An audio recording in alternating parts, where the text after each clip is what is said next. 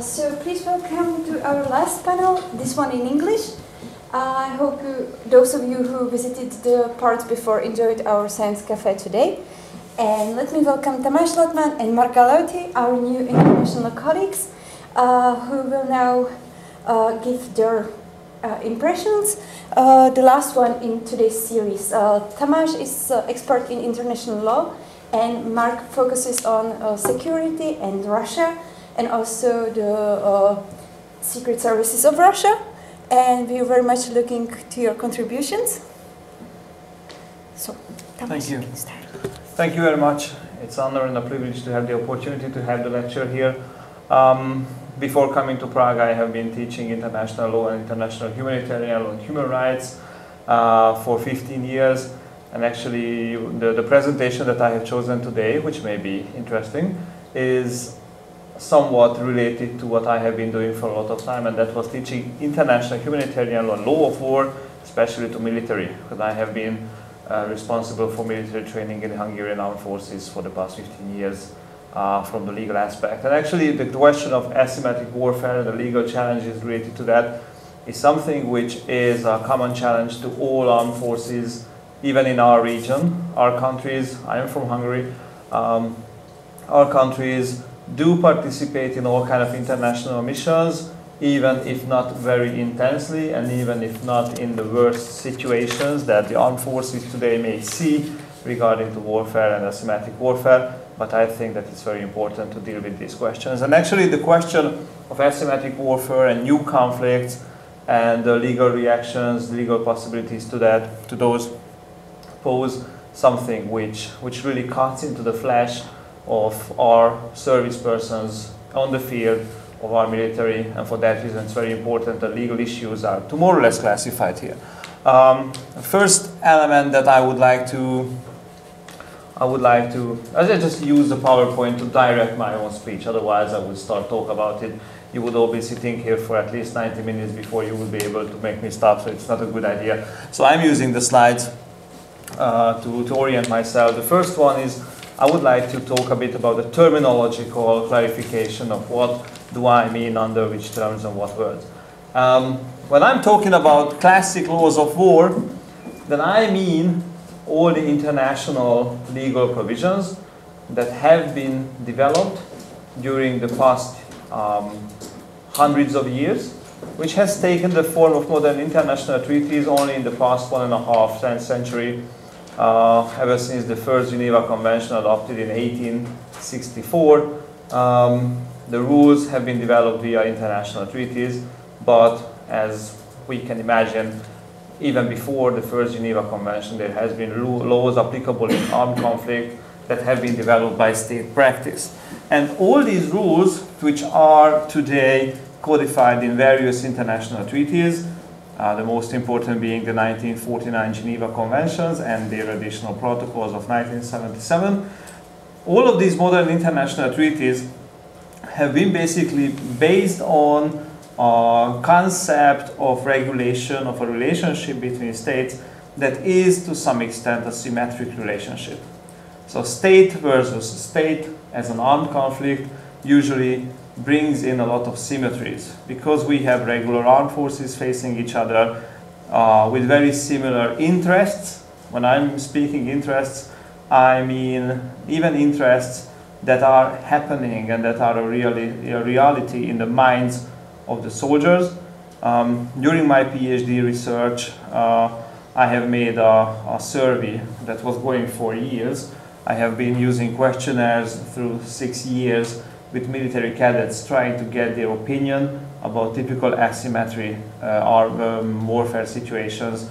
For example, meeting an enemy soldier in a uniform, meeting a terrorist wearing civilian clothes, etc., etc. And I try to take their opinion, their feelings on how they think about the other individuals. And it has shown quite nicely that soldiers wearing uniforms are much more sympathetic to enemy soldiers who are also wearing uniform, meaning that they demonstrate that they are fighting, while a terrorist or whoever, an insurgent who is not serving in a regular military during an asymmetric warfare situation who is not following these rules is attracting a completely different emotional reaction from the soldiers. And this is very important in asymmetric warfare because usually keeping the rules and the adherence to legal provisions is usually, especially with military activities, is decided in the minds of the soldiers. I mean, we lawyers, we may threaten them with bringing a criminal case against them in front of the court. We may threaten them with military prosecutors and judges. And to some extent, they may decide, they may think about it. But that is not the real issue when it comes to military and the respect for laws. With military, it's very important, it's very problematic to develop respect for law because most of the situations when the military is active, it's not necessarily about making conscious decisions about the next move.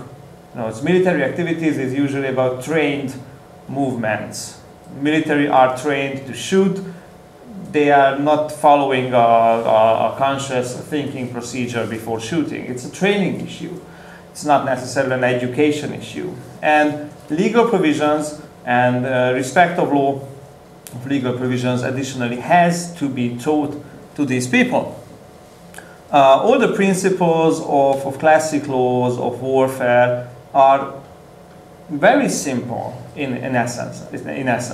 And it's very important that soldiers, military personnel is capable of learning and understanding these basic principles, which, I repeat, have been developed based on interstate conflict practices. For example, the most important principles of law of war, like the principle of distinction, is something that is very clearly understandable under normal circumstances. You have to apply distinction between whoever is standing in front of you. If he wears a uniform, that means he's military. If he doesn't, he is a civilian. You may attack military, you may not attack civilian. That is so simple. But all this gets very, very problematic and hard when in an asymmetric warfare situation, where asymmetria in warfare means that that the big difference between the capacities and the capabilities of the warring parties, being state or whoever, is so big that one of the party employs some new tactics, some strange tactics to try to balance it. And these tactics often mean violations of law. For example, using civilians for protection of military targets. Because that is bringing in a new non-legal aspect to the situation with some practical problems that I am going to go into more details in just a few minutes. In an asymmetric warfare situation, the other party, who is usually facing regular armed forces, is using these tactics for using some other advantages, for example, political or media advantages.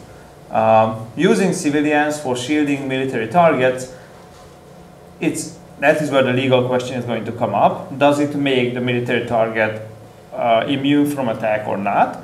How does it change the legal situation of the civilians who are being used for shielding a military target?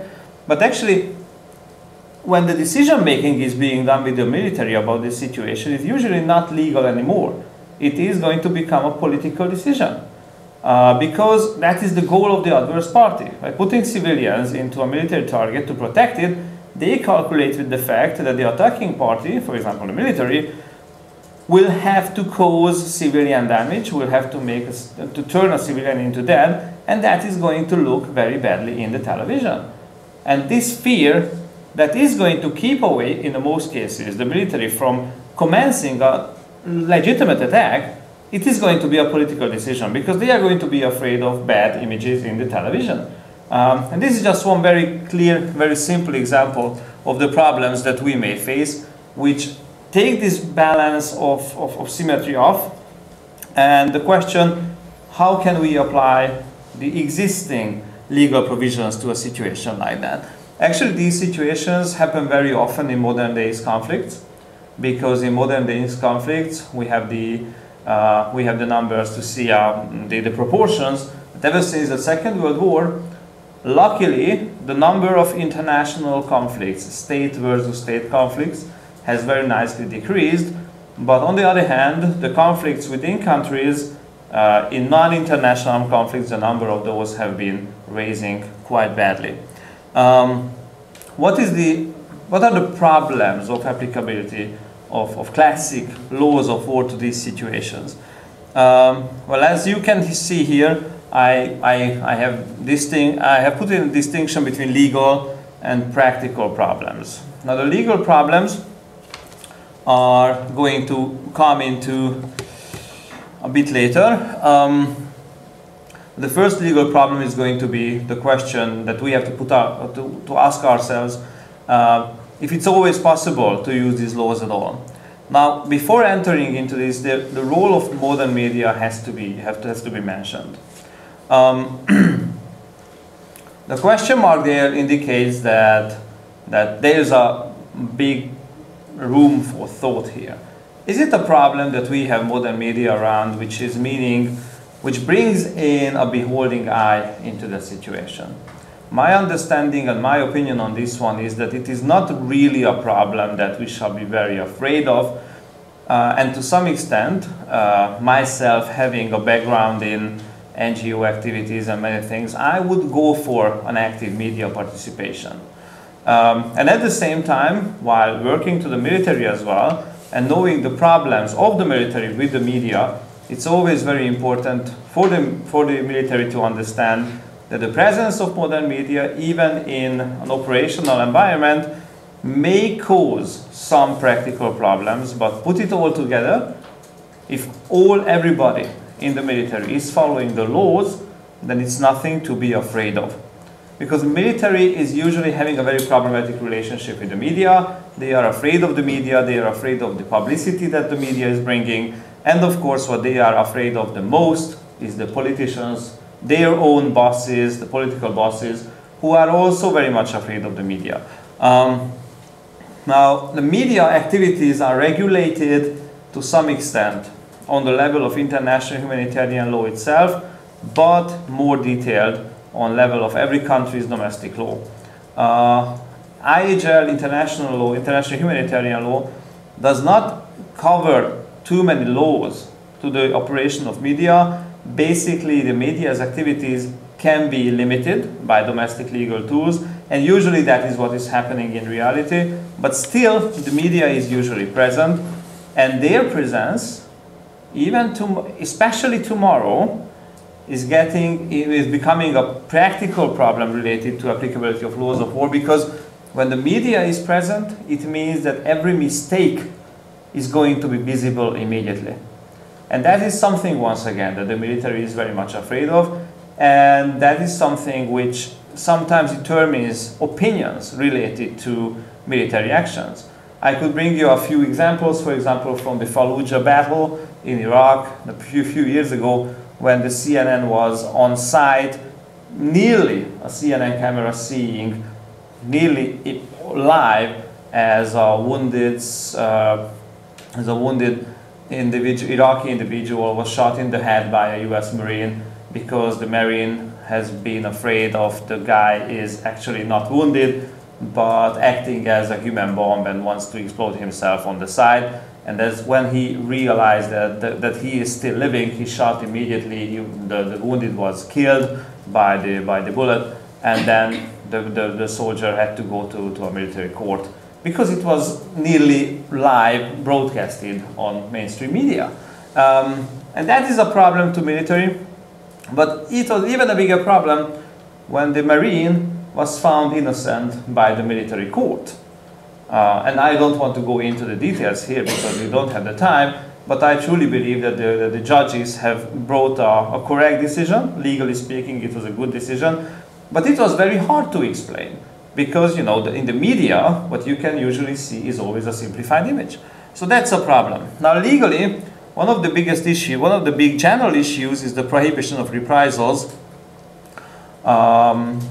which is an understandable legal provision under international humanitarian law.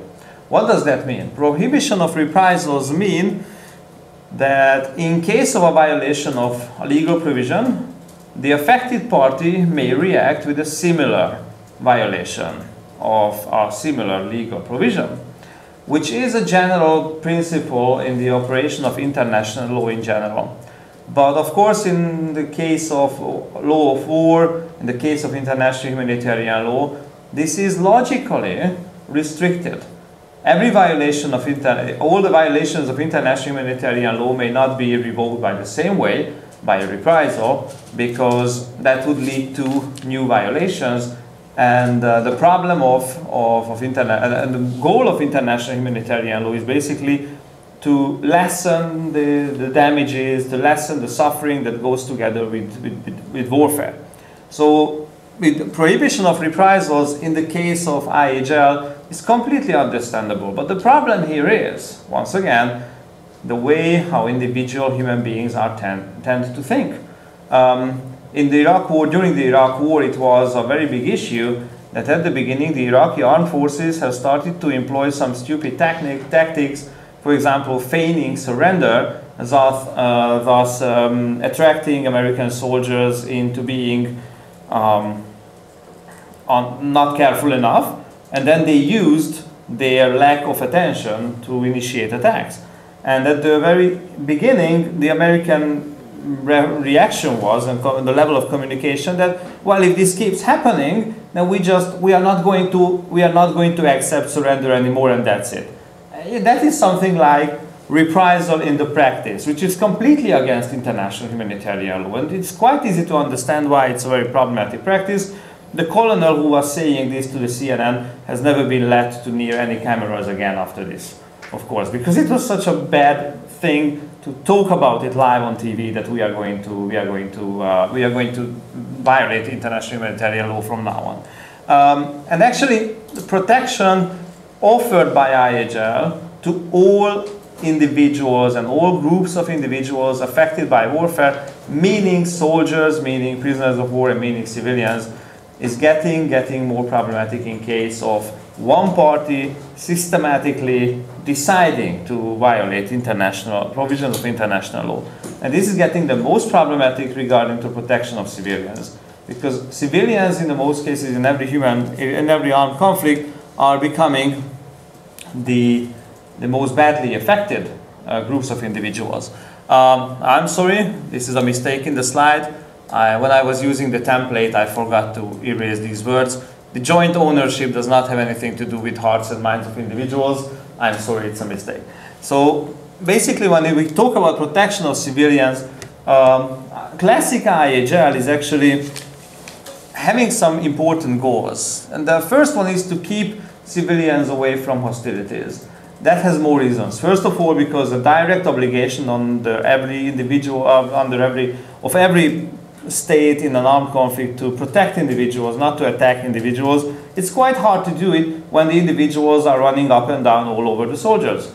So keeping away from hostilities is something that is very important from the aspect of application of IHL regarding the protection of civilians.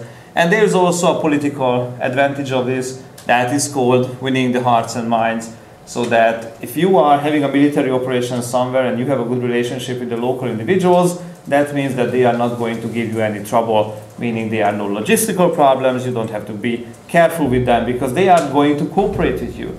Now, in many cases, as you can see some of the pictures here, in general, the civilian population and the active hostilities are just so close to each other that it becomes very, very hard to care for the protection of civilians.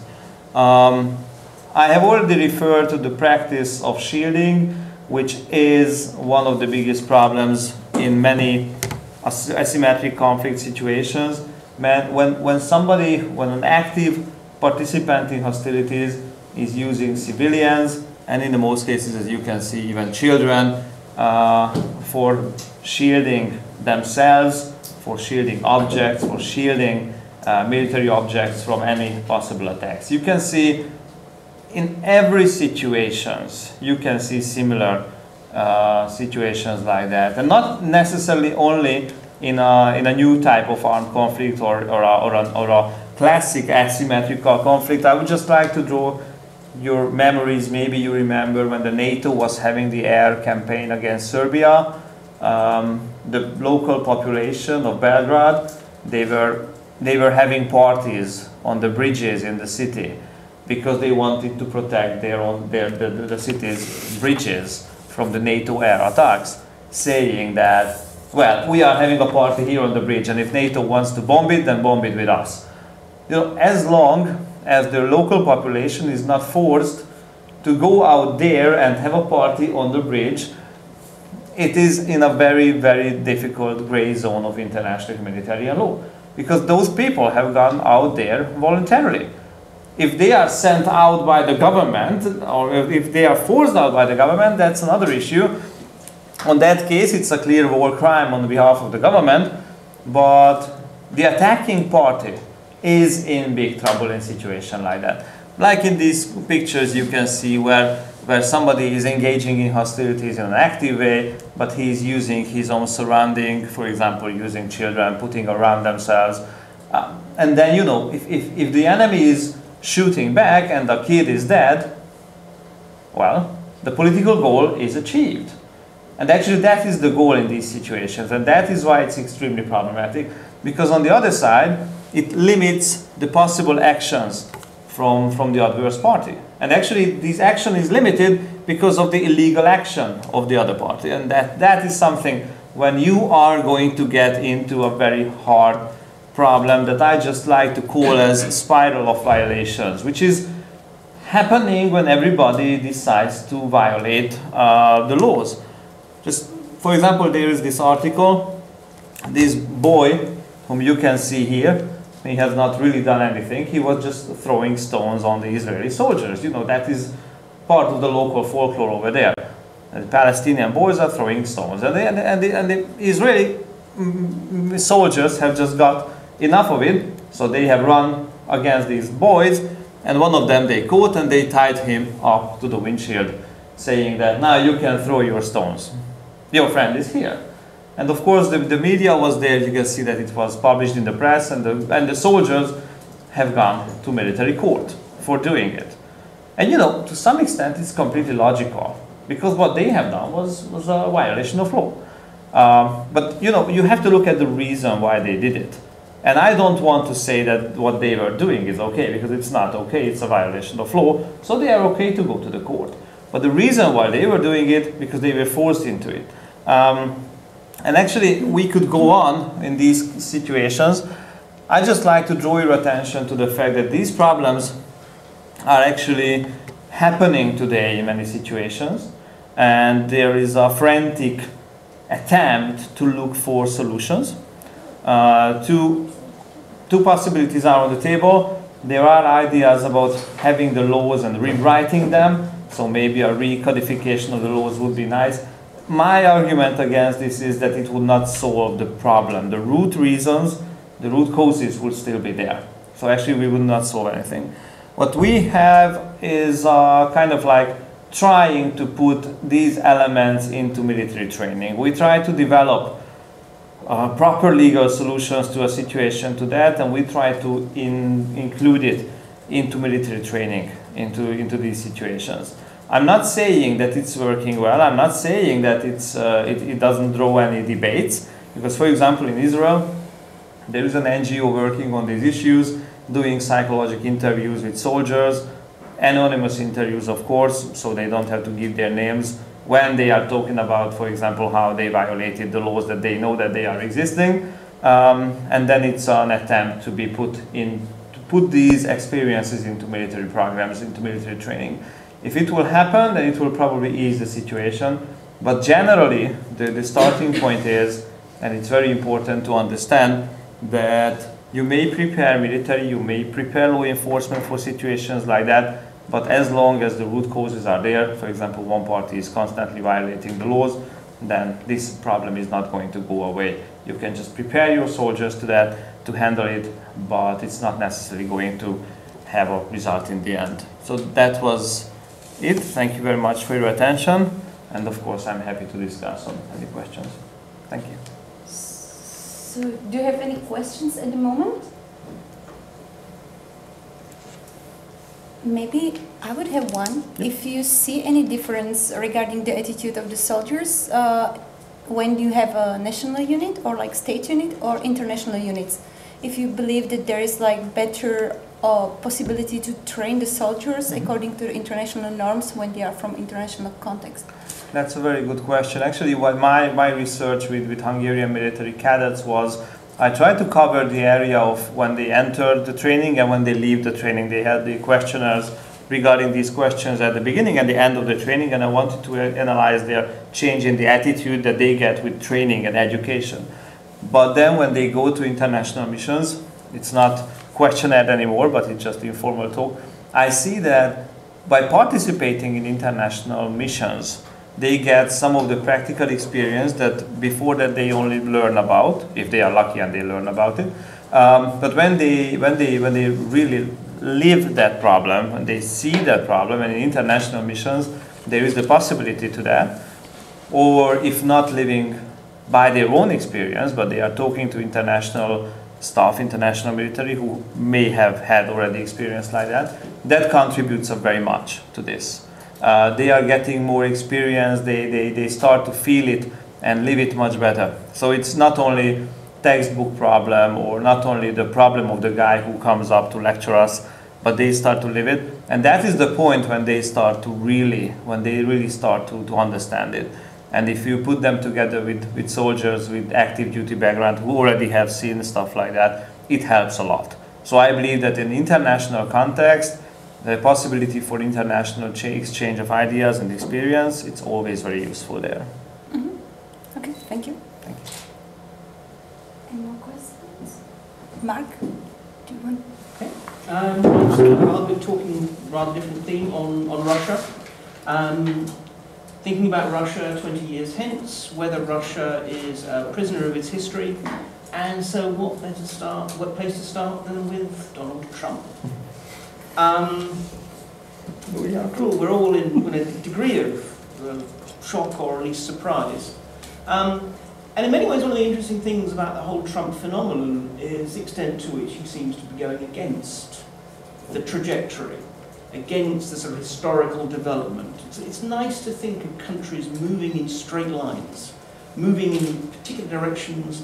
They have a beginning point, and if not an end point, but at least a sort of a direction.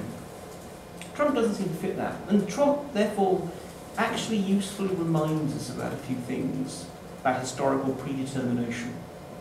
That actually no country has a single destiny. That no country is on a single track without little side routes and spurs and points where it might be stepping backwards in order to move forwards and so forth. And the reason I want to stress that is because there is a particular tendency with Russia specifically to see it in historical terms. To think, well, somehow Russia today is Russia 100 years ago, is Russia 400 years ago. We reach for the language of tsars and boyars, or whatever, to understand Putin today. And there is use, there is value. Of course history matters. But I'm going to suggest that actually the historical straitjacket that Russia might have been living in is actually beginning to loosen. And to be unfashionably optimistic and suggest that 20 years' time, actually Russia is going to be quite different. And in some ways, what Putin represents is, for me, a certain sort of a last gasp, a certain bit of history, last gasp of the imperial Russia, the sense of Russia as a country with a unique civilizational mission, a country that has certain special rights to certain territories. And actually, Putin is going to be, when the historians write about him, regarded as obviously a significant figure in his own right, but also a transitional figure. So let me just start with talking about three particular historic assumptions that people tend to make about Russia, before sort of talking about how I think we might well see Russia change over the next 20 years. First one is that essentially Russia will always be an autocracy, will always be a tightly centralized state because of the needs of defense. That you have this massive country at the crossroads of two continents, and how you count it, with relatively limited resources, and that in order to protect itself, it has to therefore be a fairly authoritarian state that can take a bigger share of those resources and spend it on the military. And we certainly saw that. I mean, actually, there has been this historic drive to secure Russia, which has required massive investment. Russia did not have an agrarian revolution because its soils, its climate is such that the techniques and technologies that emerged in Europe, which allowed the Industrial Revolution, couldn't happen in Russia. So for Russia to have its own Industrial Revolution, it had to do it by state action, by basically squeezing more money out of the countryside and spending it on industries. And it realised that it needed to do that. Periodically, it found itself vulnerable precisely because it was backward. 1850s, Crimean War. Crimea always seems to pop up. Russia found itself fighting not just the Ottoman Empire, the Turks, but Britain and France. At the time, the two industrial, economic and technological superpowers of the age. And the Russians found themselves terribly backward and therefore were humbled. I mean, this was a war in which British rifles outranged most Russian cannon. It was a war in which, because the French and the British used railways and steamships a lot, and most Russian forces had to just simply walk, ironically, the British could reinforce the Crimea in the south of Russia, which is not a statement on current political affiliations, more quickly than the Russians could, because Russian reinforcements had to walk all the way. So, after the Crimean War, there was a sense of no, Russia needs to modernise, but in particular it had to be a state-driven modernisation. And then later on we saw the same with Stalin.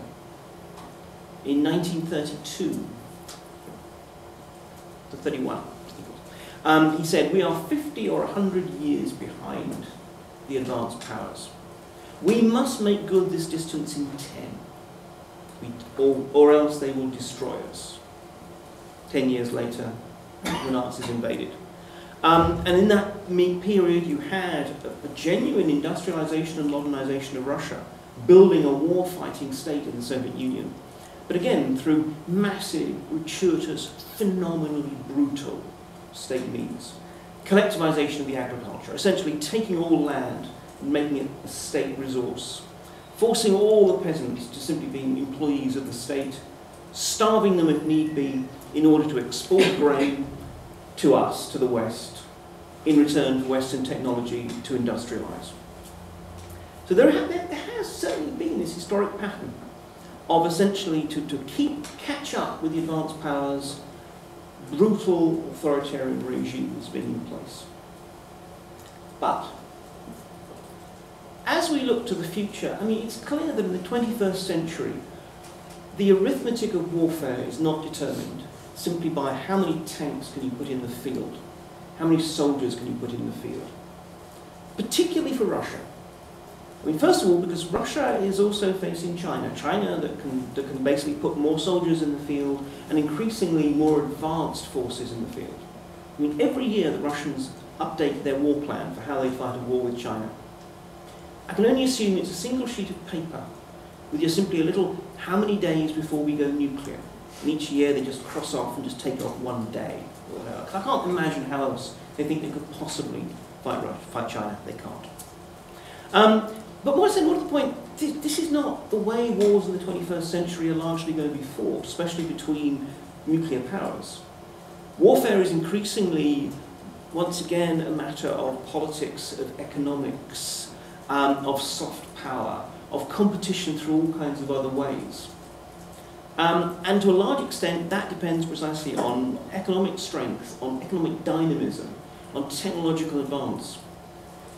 The irony at the moment is that Putin, in order to build a military that has big shiny tanks and big shiny planes and so forth, has for years wasted money that he had because of gas and oil, but mainly gas. And spent it on basically 20th century warfighting. What has he not spent it on? He's not spent it on education. He's not spent it on economic diversification. He's not spending on building a model that other countries are going to say, wow, yes, I'd like a part of that. You know, someone like Erdogan in Turkey might like Putin's model of a bare-chested strongman. Trump may well like the model of that. But no one is actually sitting there, unless they happen to be in a country like say one of the Central Asian states, thinking, Russia is the model. Actually, there is almost no soft power available. So in some ways, I mean, this is a problem for Putin at the moment. But it's also an advantage, because actually the very things that are going to make a country strong in the 21st century are in many ways the intangibles. You don't need to have massive, heavy industry. You don't need to have huge armies to be strong, to be influential, to be considered to be a great power. And anyway, as I said, it's actually often counterproductive. Soviet Union spent itself into collapse. Putin might be spending Russia into collapse in the slightly longer term. So that's a kind of historical analogy that doesn't really work anymore. Secondly, connected with it is the sense that Russians basically want a strong man. Russians like a strong leader. And that's always an element of Orientalism. We in the West, we are sophisticated, and we want rule of law and protections and so forth. Johnny Ivan, a doughty fellow, but he's not really comfortable with democracy. He likes to have a strong leader. Well, point one is, I'm not quite sure in the West we really have advanced all that much. I'm not quite sure we really have actually sort of abandoned our love of people with simple solutions who sort of promise to sweep away all this tedious legalistic mumbo-jumbo. But secondly, when one looks at Russians, yes, of course, Putin has these ridiculously high personal support stakes, but that's in part because the Russians spend a lot of time and effort and money keeping it that way. If Russians naturally were going to respond so well to Putin's message, why is essentially all TV, which is the primary way that Russians get their news, under state control, either directly or indirectly, with massive degrees of censorship? Why do they spend a lot of money on propaganda? Why do they so assiduously keep Putin separate from the bad news? It's the government, the Prime Minister, Medvedev, who has to give the bad news. It's always Putin who has the triumphs. Why do they feel the need to stage what can sometimes be almost laughable exploits?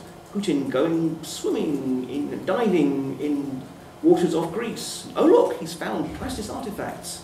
Putin going and helping sedate rare tigers, and they put a hell of a lot of effort into that. This is actually not something that can be regarded as wholly organic to Russians. Russians have actually become increasingly sophisticated. And that links to, I think, the third myth, which is actually Russians are not Europeans. Russians would disagree.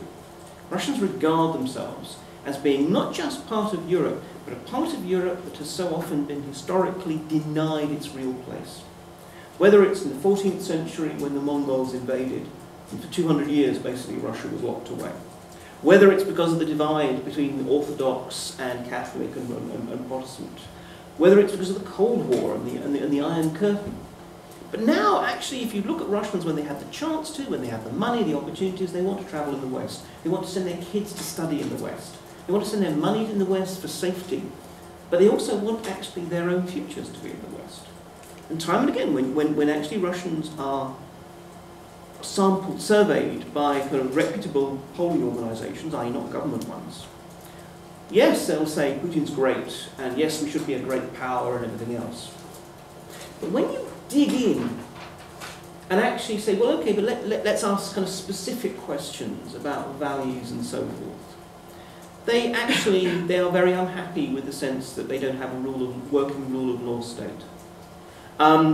They actually can look to the West for all kinds of positive examples. They're being told by their media that the West, Europe, is basically degenerate. It's a place in which children are being wrenched away from their families to be forcibly adopted by gay couples, and it's a bizarre, surreal image of Europe that Russians are being fed by their TV. When you dig, it's clear Not least because nowadays you actually have a situation in which the majority of Russians under the age of 40 and above the age of 7 have travelled in the West. And many of them actually have travelled multiple times, and certainly if you look at the sort of young professional class, a lot of them have studied or worked or spent, actually lived periods of times in the West. What Russians want is a normal life. So to talk about sort of where I think this is going, I see there being three Russias. There's normal Russia, the Russia of ordinary people, who pay a bribe here when they have to and so forth, but basically speaking, they want the same things as everybody else. And that includes a lot of the peoples within sort of lower levels of officialdom and so forth. Then there is kleptocratic Russia, the Russia of the majority of the elite, who basically just want to be able to allow to steal in peace. And yes, they want to send their money abroad and they want to send their kids to be educated abroad, but at the moment they're just happy with the fact that they can basically do whatever they want and sometimes get away with murder, but certainly sort of basically get away with stealing a lot of money from state and society. And these are the guys who did so well under early Putin. And then there's the third, the smallest block, the ideological Russia. The people who genuinely believe in the new Putin message, that Russia is a special civilizational power under threat from the West with a grand mission. And as I said, as near as I can tell, it's really a small handful of people who genuinely believe that, to the extent they're willing to take chances, risk their own personal sort of livelihoods, challenge the West and so forth. Most of the elite are sitting there thinking, oh my God, we liked early Putin. He was great, because he talked tough nationalist, but actually we had great relations with the West, we could move back and forth and so forth. Now suddenly, what the hell's going on? But this is a security state. There's not really much they can do about it. The security apparatus is very ruthless, tough, and closely aligned to Putin. So, certainly for the moment, they're stuck with Putin. Back in the revolutionary time, a person called Maklakov created this image of the mad chauffeur. That basically you are in a sort of horse-drawn car, a horse-drawn carriage, going through icy wastes in narrow, winding mountain paths, and suddenly you realise that the guy who's sort of in charge of the horse team has gone mad. Do you try and wrestle the reins from him, knowing that in that chaos the chariot might go over the edge and fall down the ravine? Or do you just sit back and just hope that somehow you get to the bottom of the mountain? That's where I think most of the elite is now. Putin's not going to last forever. He's going to die, he's going to overdose from Botox. He's going to be supplanted by a palace coup if he just becomes too dangerous for the elite. And then I think we're going to get the kleptocrats come back. And that doesn't sound like a particularly optimistic scenario. People who really want to steal the country, but the whole point is they want stability. And they want basically the opportunities to be able to tap into Western credits and so forth. And the thing is, in the West, we know kleptocrats. We like kleptocrats because we know how to deal with them. We deal with kleptocrats the world over. And that's fine. And then there'll be a generation where, once again, people are stealing from the state, and corruption at the top level of the system is rampant. Not going to be fun, but fortunately I have a 20-year time span. If you'd asked me what Russia's going to be like 10 years' time, that might be a different matter. But again, I think the kleptocrat stage is a phase. It tends to be in most countries, particularly when you actually have quite strong civil society, as Russia does actually have. And therefore it'll work itself out. The next generation, once you've stolen everything, you want rule of law. Once you've stolen everything, you want the state to protect what you've already stolen. So the next generation, this is what happens with kleptocrats. They're happy to steal, but they want their kids to inherit and have rights to it. It's like the classic thing of actually most organised crime families. Mafiosi don't want their kids usually to be mafiosi. They want their kids to grow up to be lawyers, dentists, orthodontists, whatever, and not be in their own kind of unstable lives. Well, so too with the kleptocrats. They'll spend a decade stealing gleefully, and then they'll think, we want to retire. We want our kids to inherit. At the same time as civil society will be pushing them. So 20 years hence, I think we're actually going to see a Russia that is, it won't be in Western European traditions quite yet. It won't be Germany. It probably won't be the Czech Republic. It might be Bulgaria. It might be Poland. And that doesn't sound very great at the moment. But if you think of how far Bulgaria and Poland have travelled, and if you think about this sore edge of history, I think that'll actually be quite a sort of a major step forward. I think actually, again, when historians write the histories of the 21st century, they will actually see this is a century when Russia finally broke itself out of its history and finally rejoined a European community, which in the 12th century it was part of. I'll stop there. Okay, thank you. So, any questions? I have two questions actually. The first one concerns Russia in 2036 within Central Asia. Do you see Russia cooperating very much with China, with say the Eurasian Economic Union, the One Belt One Road project being integrated, or do you see very much a period where Russia has retreated out of Central Asia? And secondly, you mentioned how Russians increasingly see themselves as European. I was just wondering to what extent is the idea of, say, Neo-Eurasianism and Russia having this sort of special place between Europe and Asia a common idea found within, say, the middle classes or working classes within Russia? Start with the last one, this notion of sort of neo-Eurasianism. No one cares about that rubbish. It's the sort of thing which a handful of kind of ideological philosophers like Dugin, when it's convenient, the state trots it out to say, this is why we're not like Europe, but this is why we're not like Asia, we're special and unique. But as soon as it becomes politically inconvenient, they get put back in the box. We saw it before. I mean, you know, it was trotted out for a while. There was a chap called Dugin, another chap called Prokhanov, and then they disappeared. No one was sitting there saying, but what about our Eurasian dream? No. So, and that, in a way, links to your first question. Look, the whole Chinese, this is a great sort of Chinese project for creating huge transport routes between China and Europe, One Belt, One Road, which says everything about actually how China thinks about Russia. It is not a great strategic partner. It is an inconvenience that has to be got over so that they can get their goods to where they want them, i.e. in Europe, where they're going to make the money. If they could just teleport the stuff and they could just forget about Russia, except it's a place where they buy timber and oil, they would.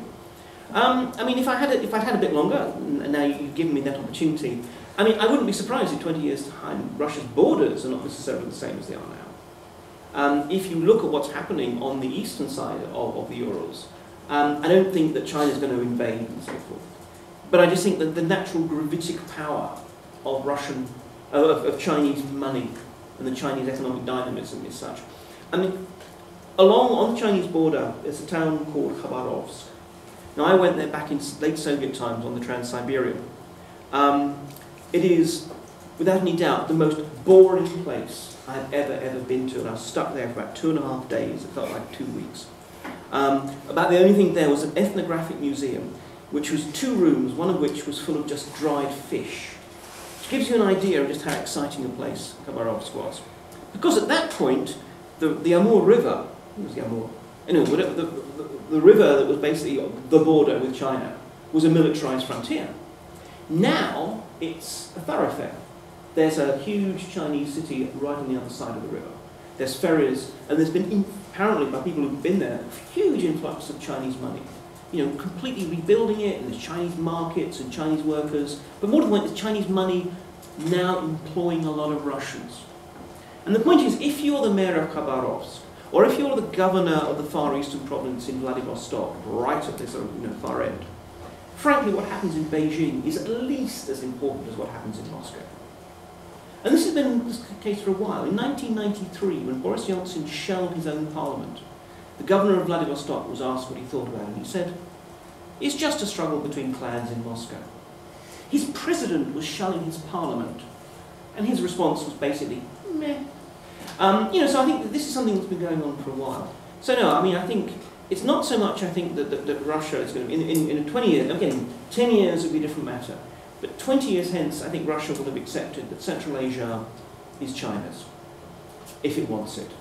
It's a source maybe if you want cheap labourers, but even then in 20 years' time they probably won't need that. It will have, Kazakhstan might well be a sort of a pivotal country in its own right by that point. But I think the point is Russia will have oriented much more Europewards and accepted that it is not a great power. Its ambition will be to be a Germany rather than a China or a United States. Okay, there was another question. Okay, lady first. So if you say that in 20 years Russia will change, I was wondering where do you think that change will come from in those 20 years? If it's going to be from the bottom to the society, or is it the elites? Because you said, or you started the talk by saying that no country has one path to follow, and they diverge. And I feel like for Russia, the Gorbachev era and the Yeltsin, that was kind of their diversion. And then with Putin, it's back normal almost. I mean, it's very simplified, but so there almost was an opportunity already to change Russia in some ways. So I wonder, in these 20 years, what would happen that would change it? Well, I mean, I think in some ways part of the answer is exactly. I think both in different ways, both the Gorbachev years, the Yeltsin years, and the early Putin years were all wasted opportunities in some ways, or incomplete opportunities. You know, because Gorbachev not only brought about the collapse of the Soviet Union, you know, he did, by liberalising, create all kinds of new issues and tensions and pressures and civil society that then was important and is still important today. Same for Yeltsin, to an extent, same for Putin. But where's pressure going to come from? Well, look, I'm an unashamed and unabashed elitist. It's going to come from the elites. But that doesn't mean that the masses don't matter. But, I mean, the elites are going to be the people who actually push forward change. And this was Gorbachev's mistake.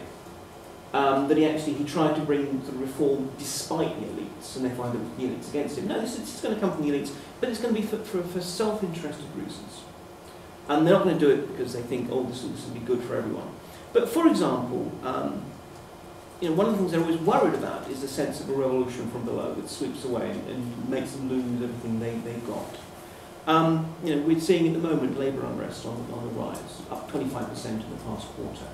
It's not organised, it's not structured, you haven't got a kind of a Russian solidarity trade union or anything like that. But the point is, it is creating real worries within the elite.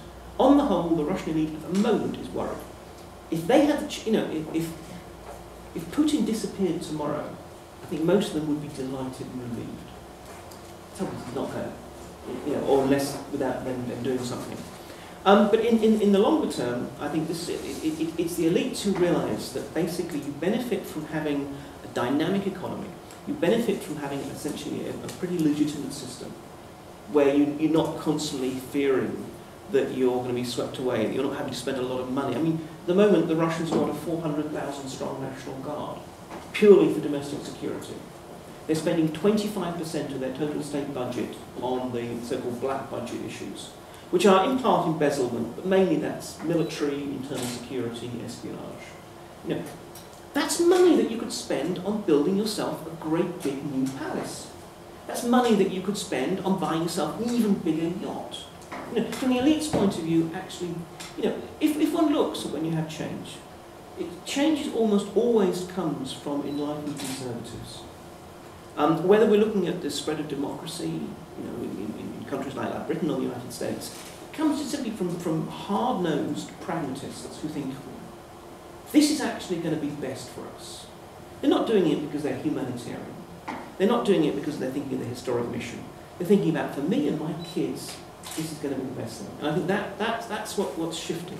As the nature of power, the nature of security changes, and you might say as an elite begins to become more and more worried about the consequences of this kind of grand design, they're going to be thinking, no, we need to go, you know, basically find some way of ensuring that we do not have another Tsar.